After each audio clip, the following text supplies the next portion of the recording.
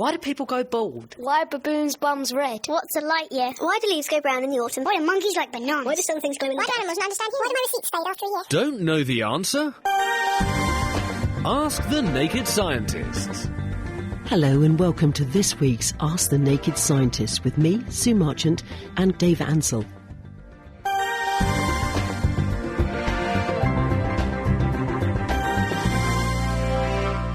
So, if you have a bath and you want it full of bubbles, like you're a film star, you know, and you have one of those film star baths, yeah. How much bubble bath would you have to put in to fill your bath? Depends where you live. Really? It does quite a lot, because it's very dependent on what kind of water you've got. Mm-hmm.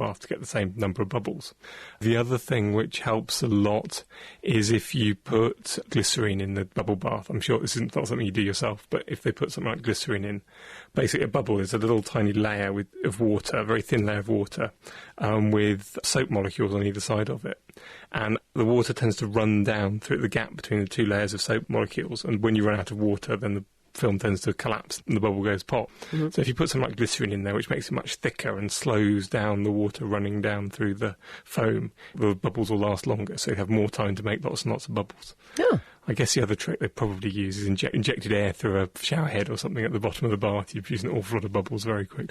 All right, fair enough. Now then, there's a good chance that we should have Dr. Sarah here. Hello, good evening, Dr. Sarah. Good evening. There you are, in your studio armchair with Dr. Chris looking after the baby, doing his duties. Right, without further ado, we have a few health questions that have come in. First of all, Hedra is 89 and has macular degeneration. She'd like to know if lutein would be of benefit. She's heard it can benefit or slow down the macular degeneration. Macular degeneration is quite a common problem. It's often found in smokers, and basically people with it can't always see as well as they should be able to. Now, we do know that a good diet, a good healthy diet, is essential for our eye health, and that's having a good balance of everything in it, really. Proteins, carbohydrates, fats, and vitamins and minerals. We know that lutein's found in egg yolks, so if she eats eggs in her diet, she should be getting some anyway. So lutein could be a benefit? Could be, yes. All right, thank you very much. OK, stay there, Dr. Sarah. We've got some questions coming up for Dr. Dave. Mike in Peterborough has asked, when the massive first stage of the moon rocket fell back into the sea in 1969, would it have created a huge wave? Good question. Although, the Saturn V was a huge rocket, the whole thing weighed over 3,000 tonnes. And the first stage, when it was sitting on the launch pad, it weighed about 2,300 tonnes, which is an awful lot of weight. But most of that was fuel, because the whole idea of the rocket is you throw stuff that outwards down the bottom, and due to one of Newton's laws, if you throw stuff one way, if you push something one way, it pushes you back. So if the rocket's pushing lots of its fuel, hot gases downwards, it gets pushed upwards. And so by the time it had burnt all the fuel, it would actually only have weighed about 135 tonnes. And it's a great big thing, maybe 30, 40 metres long. So although it's quite a big, heavy thing, and it's probably going to hit the sea moving quite fast, probably a few hundred miles an hour, it's not nearly as heavy or big as it would be in the first place. I don't know how big a wave it would make, but it probably, if you're in a boat 100 yards away, a few hundred yards away from it, you'd definitely notice it, and it'd be quite scary. But if you're any further away than that, I'd have thought that it's not going to be big enough to actually, you probably wouldn't even notice it a couple of miles away. Because it's, even 135 tonnes, something that big, it's not that much, and so it's not actually going to make a bit of splash, but not that big a wave. Let's go back to Dr. Sarah. Another Tony would like to know what a coronary angiography is. Right, well, if we start with thinking about the heart as a big muscular bag which pumps all the blood around the body to all our organs, the brain and heart and lungs and kidneys and things, there are three main pipes or arteries supplying blood to the actual heart muscle itself, because you can imagine if it's a big muscular bag, it needs blood itself to be able to work properly. And a coronary angiogram involves inserting some dye through a vein in the groin, and that dye then travels around the blood system through all the pipes or arteries and veins, and you can then take pictures of the heart muscle to see how well the heart arteries are working and how much blood is actually getting to the heart muscle. So it'll tell you if there's a blockage there or not. And you may have heard of a condition called angina, which I don't know if Tony suffers with that or if he's got to have one of these angiograms. But angina is basically a cramp of the heart muscle where there's one or more of the pipes to the heart muscle is blocked. And so you get a crampy pain, just like you'd get in your legs if not enough blood's getting to your legs when you're doing a run, say. So it's very similar. All right, that's answered Tony's question. Right, Dr. Dave, there's one here from Daniel, who's listening. He says, this afternoon he switched between microphone mode and tape mode on his hi-fi. He said, I put the volume of the hi-fi at its highest due to the music on the tape being very quiet. Accidentally, I forgot to turn down the volume when switching to mic mode, and a big boom sounded. What caused that rather loud noise? It depends exactly how it's set up. When you get big boom, and basically sound is a vibration in the air, the way your hi-fi system produces these vibrations is that you have something called a loudspeaker, which has got a big magnet in it and a coil of wire. When you pass an electric current through that coil of wire, then it will produce a force on the coil of wire, and it will move this coil back in and out, and then that coil of wire is attached to a sort of paper cone outside, which moves the air backwards and forwards and produces vibrations. So the way you normally make music, it makes music, is your hi-fi system sends an electric current which goes one way, then the other way, then one way, then the other way. And so it makes this cone vibrate backwards and forwards, vibrates the air, and you get a sound out. And what sometimes happens is if you suddenly change the voltage on the speaker, you'll suddenly get a big current running through it and it'll suddenly move a long way. So if you take a speaker and plug it in and the amplifier was giving out maybe half a volt, all of a sudden the whole speaker will jump very quickly and you hear a big thud. By the sounds of things, something similar happened when he was changing between the two modes. In one mode, it was producing sound, but it was vibrating around maybe 0 volts. The other one, it was vibrating around 1 volt. And so all of a sudden, that sudden step in change in voltage produces a big force on the speaker, which produces a big thump. And that's what you hear. It moves it very quickly, produces a big vibration, and you get a big thump. Right, a big thump. Now, I'm not quite sure, Dr. Sarah or Dr. Dave, whether this is just one of you or both of you. Jackie in the Borders says, could high levels of calcium in a person be down to drinking a lot of water rather than milk? Sarah? There are some thoughts that possibly in hard water areas where calcium levels are higher, people might be possibly more likely to make kidney stones and things. I wouldn't say necessarily you get more calcium from water than milk. Because milk's very carefully designed to pack huge amounts of calcium into it. There's all sorts of things which the mother's breast does to pack lots and lots of calcium in there so the baby can... I guess babies need a lot of calcium to grow, do they, Sarah? They do, yes. It's quite important when you're feeding your baby. Obviously, breast is best at the beginning if you can manage to do it, because humans make the right sort of milk in the right consistency for a human baby. But later on, when you start your baby on cow's milk from sort of 6 months onwards, it's quite important to give them full cream milk so that they get all the nutrients that they need and grow in the most rapid and best way. All right, OK. Simon has said, if all animals, insects, germs, etc. were the same size and there was a knockout fighting tournament, bearing this in mind that they're all the same size, what would win? Would louse whip a polar bear? Could a stoat defeat a herring? That kind of thing. Which animal would be an ultimate winner, do you think? It's quite an interesting question, that one, because it's a very, very unfair competition, because when you get smaller, it's actually, materials tend to get much stronger compared to the forces you can exert.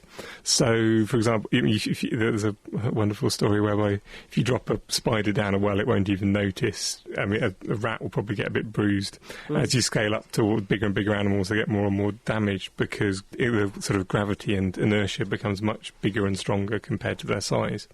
So it would sort of depend on whether if you're scaling small creatures up, you'd probably find that they wouldn't work for some reasons. Like if you scale an insect up, it wouldn't be able to breathe well enough.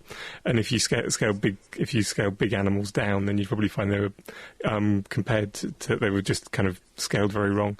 But I would have thought that if you just kind of scaled them straight, and probably the small animals would be a lot stronger than the big animals. But I think it's a very unfair question.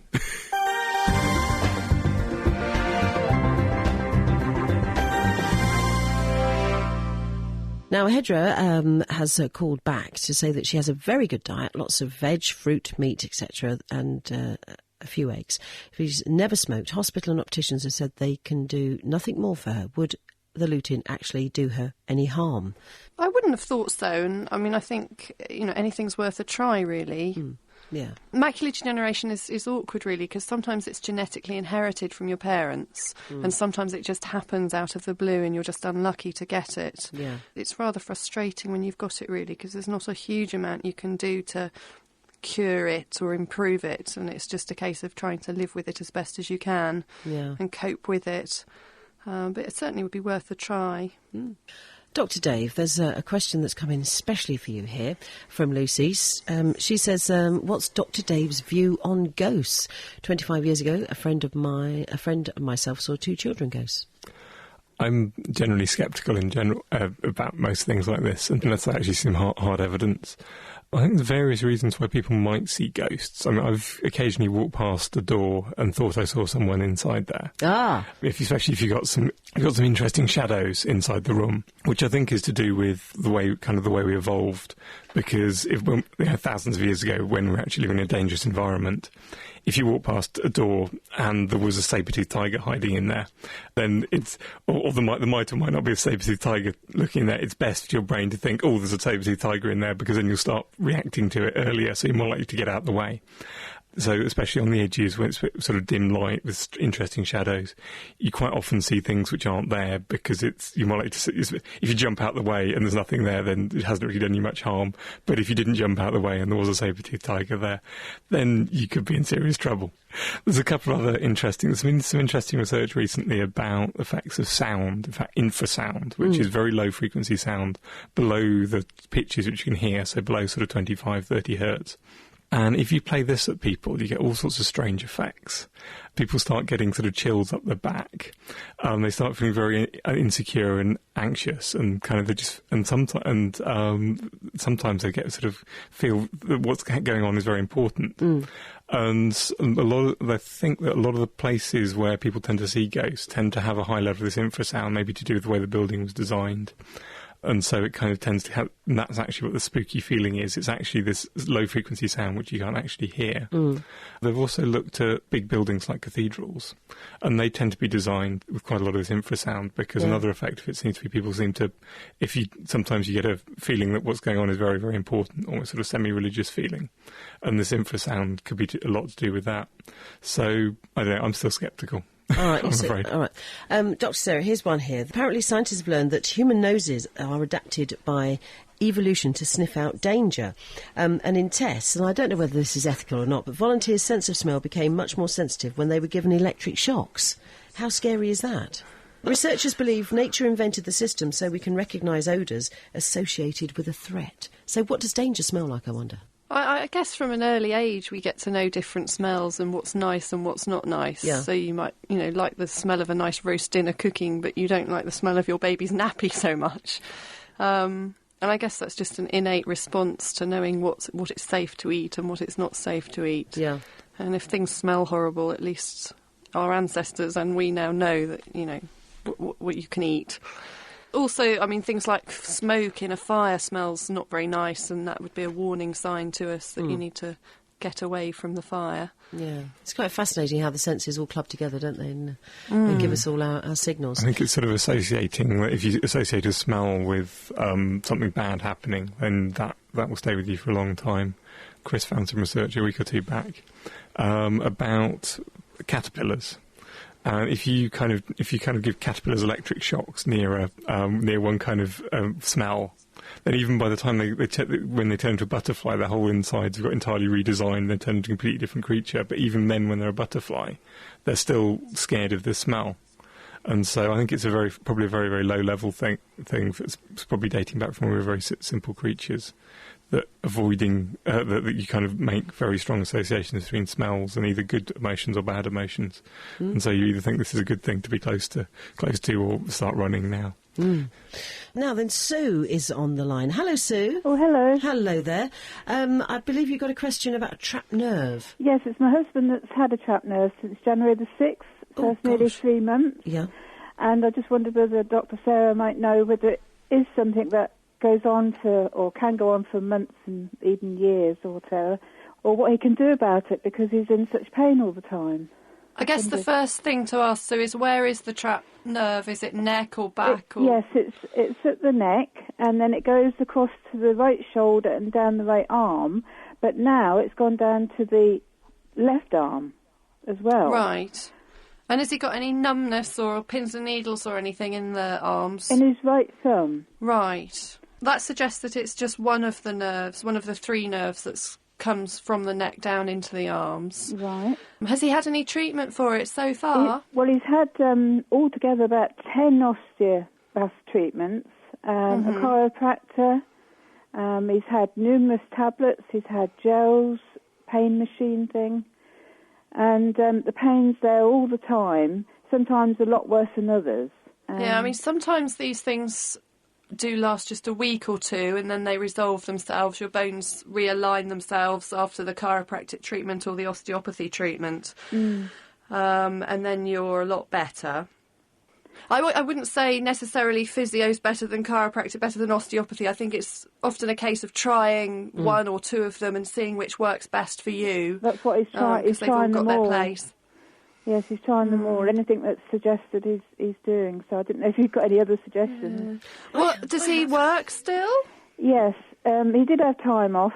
And what does he do? He's a sales rep, so he does have to drive, which probably doesn't help, does it, the situation? Because he's... Yeah, I guess maybe stuck in one position in the car at times. And is he on a computer much? He's tried to keep off it at home. He's not on it for work, but he's tried to keep off it at home because he thought that might sort of make it worse. Does he know what triggered it off? Did it just come out of the blue, or had he lifted anything heavy or anything? Well, he thinks it might be. He started going to the gym, having had a heart attack last year, and he started going to the gym, and he thinks he may have done something there. I mean, I guess if things aren't resolving themselves, it would be worth him perhaps popping back to his GP, and if he hasn't had an X-ray already, perhaps thinking about that. Well, he did mention that when he went to see him a couple of days ago, and the doctor said it wasn't really, being as it was at the top, it wasn't really much use having a scan or an X-ray for some reason. Sometimes an X-ray just tells you if there's a bit of arthritis in the neck or if there's a problem with the bones. Yeah. Yeah, can I just say, I had acupuncture when I trapped a nerve. He's had that. He's had that as well. That didn't help. He's tried everything. And I had like a gentle, what they call a creative massage, which then kind of like, there's a little point in your thumb, there's some pressure points, and there's a little bit that he can massage there, and that will give him some relief, but it drives you round the bend, and it's just a case of being patient and just trying everything. It really is. I would certainly suggest if it really doesn't resolve itself in the next 2 or 3 months, perhaps chat to the GP again about X-rays or possibly a neurology referral. Yeah, thank you for that. That's it for this week. Our doctors will be back with me next week for more Ask the Naked Scientist. But don't forget, you can also catch them on the Naked Scientist podcast, which you can find on the Naked Scientist website, www.nakedscientist.com. The Naked Scientists are sponsored by the Wellcome Trust, the EPSRC and UK Fast. For more information, look us up online at nakedscientists.com.